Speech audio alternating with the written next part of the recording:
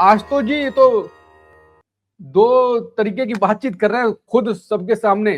संघ बोलता है और बीजेपी जैसे विपक्ष के नेता और बाकी सामाजिक कार्यकर्ता पत्र लिखते हैं, एकदम हमलावर हो जाती है। मीडिया चैनल्स जो बीजेपी के माने जाते हैं वो तो बिल्कुल पाकिस्तानी गैंग, तमाशा गैंग, अमन गैंग ये सब करने लगते हैं। ऐसा क्यों?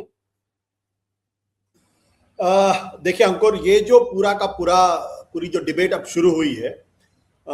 इससे एक चीज स्पष्ट है कि कहीं ना कहीं आरएसएस, भारतीय जनता पार्टी और नरेंद्र मोदी की सरकार में पाकिस्तान को लेकर एक रुख का बदलाव स्पष्ट तौर पर साफ दिखाई पड़ता है। मतलब कहीं ना कहीं वहां पे एक बदलाव है, रणनीति के तौर पर भी बदलाव है, डिप्लोमेसी के तौर पर भी बदलाव है, और अपनी विचारधारा में जिस तरीके से इसका विरोध किया जा रहा था वहां पर भी थोड़ा एडजस्टमेंट की कोशिश मुझे साफ दिखाई पड़ती है।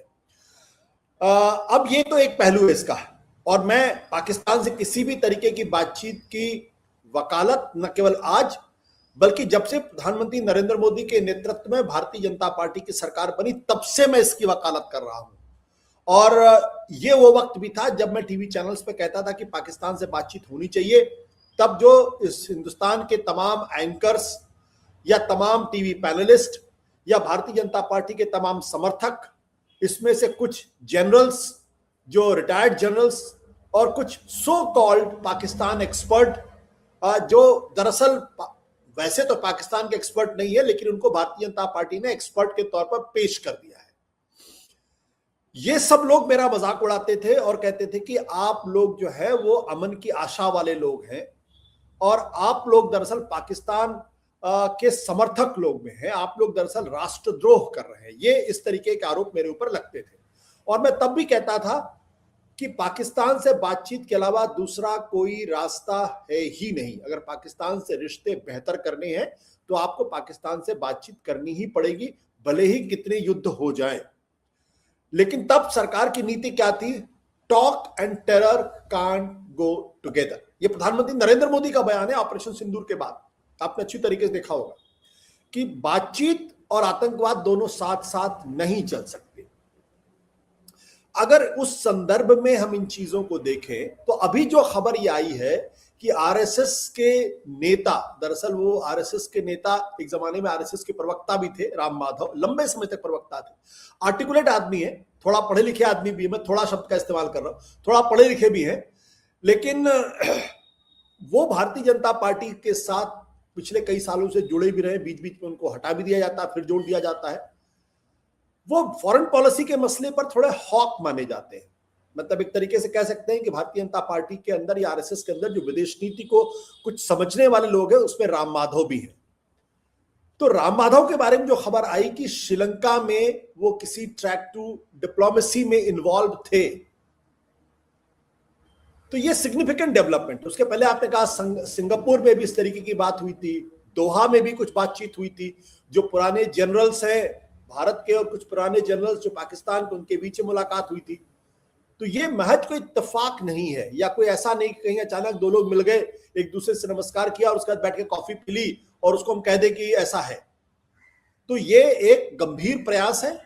और इस गंभीर प्रयास को इसी दिशा में देखा जाना चाहिए कि भारत सरकार, मोदी सरकार, वो पाकिस्तान के साथ किसी बड़े ब्रेक थ्रू के फिराक में है। अब इसका एक लंबा चौड़ा जवाब मैं बाद में दूंगा, पहले मैं ये बता दूं कि दरअसल क्यों मैं ये बात कह रहा हूं कि लंबे चौड़े ब्रेक थ्रू की फिराक में है इस वक्त भारत सरकार, क्योंकि आरएसएस की सोच में भी बदलाव साफ दिखाई पड़ रहा है कि एक तरफ सरकार ये कह रही थी talk and terror can't go together, दूसरी तरफ 12 मई को एनडीटीवी को एक इंटरव्यू दिया है हौसबोले साहब ने, बल्कि इंटरव्यू क्या, एनडीटीवी को क्या, एनडीटीवी ने उसको रिपोर्ट किया है, ये पीटीआई को इंटरव्यू दिया गया है आप कह सकते हैं। उस इंटरव्यू में मोहन, ये दत्तात्रेय हौसबोले, जो दरअसल आज की तारीख में हम उनको आरएसएस का सीईओ कह सकते हैं,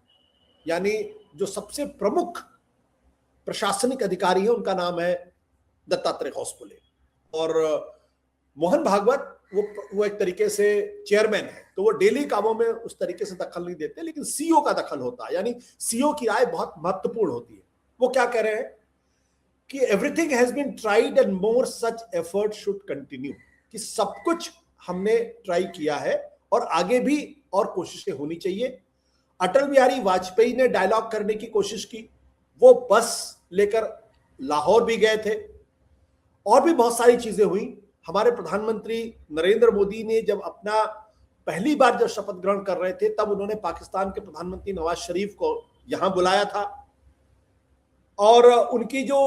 पाकिस्तानी नेता की जो शादी का एक समारोह था उसमें भी उन्होंने हिस्सा लिया था। तो कहने का अर्थ यह है कि वो ये कह रहे हैं कि दरअसल हम तो पहले भी पाकिस्तान से बातचीत कर रहे थे, अटल बिहारी वाजपेयी ने बातचीत की थी, नरेंद्र मोदी ने उनको अपने स्वेरिंग इन समारोह में बुलाया था, तो अब अगर बातचीत हो रही तो इसमें गलत क्या है। फिर वो ये कह रहे हैं कि लेकिन अगर पाकिस्तान कहीं कोई आतंकवाद या पुलवामा जैसी कोई घटना करता है तो उसका तगड़ा जवाब भी देना चाहिए। तो एक तरफ भारत सरकार ये कहती है कि talk and terror can not go together, वहीं दूसरी तरफ हौसबुले कह रहे हैं कि talk and terror can go together, यानी अगर हमको पाकिस्तान से अपने बातचीत के दरवाजे खुले रखने चाहिए, और अगर इस बीच में अगर कोई आतंकवादी घटना होती तो हमें उसका तगड़ा जवाब भी देना चाहिए। तो ये दोनों कॉन्ट्रडिक्शन है, यानी सरकार की जुबान कुछ और कह रही है, आरएसएस की जुबान कुछ और कह रही है।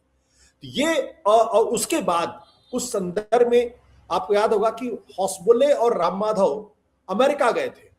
और वहां से दरअसल ये कंट्रोवर्सी शुरू हुई थी। वहां पे एक सवाल के जवाब में उन्होंने कहा था कि पाकिस्तान से बातचीत की जो खिड़की वो हमेशा खुली रहनी चाहिए, और उसके बाद ये इंटरव्यू आया है। तो ये सोची समझी रणनीति के तहत ये कोशिश की जा रही है, यानी कहीं ना कहीं संघ परिवार में एक बदलाव दिखाई पड़ रहा पाकिस्तान को लेके, और उस बदलाव को मोदी सरकार भी एंडोर्स कर रही है। आपको अच्छी तरीके से याद होगा कि ऑपरेशन सिंदूर के समय और पहलगाम में जो हादसा हुआ उसके बाद बहुत तगड़े बयान दिए जा रहे थे, पाकिस्तान को घुस के मारा, बर्बाद कर दिया, तबाह कर दिया, talk and terror can not go together. लेकिन उसी बीच आपको ध्यान होगा कि लाल किले के ऊपर एक ब्लास्ट हुआ था, और भारत सरकार ने उस ब्लास्ट को पाकिस्तान का नाम नहीं लिया था, जबकि सबको मालूम है कि इस तरीके का जो ब्लास्ट है वो पाकिस्तान ही कराता है। तो पहली बार ऐसा था कि वो भारत सरकार, वो नरेंद्र मोदी की सरकार, वो भारतीय जनता पार्टी, वो आरएसएस के लोग जो हर छोटी सी घटना के पीछे पाकिस्तान को जिम्मेदार ठहराते थे, उस लाल किले में जो ब्लास्ट हुआ था उसके मसले पर पूरी तरीके से चुप थे, एक बार भी पाकिस्तान का नाम नहीं लिया, यहां तक कि उसको आतंकवादी घटना भी कहने से बचते रहे। तो इसका मतलब बदलाव है, बहुत स्पष्ट बदलाव। अब ये पाकिस्तान से बातचीत क्यों कोशिश की जा रही है, ये एक संदर्भ है जिसको मैं थोड़ी देर बाद एक्सप्लेन करूंगा।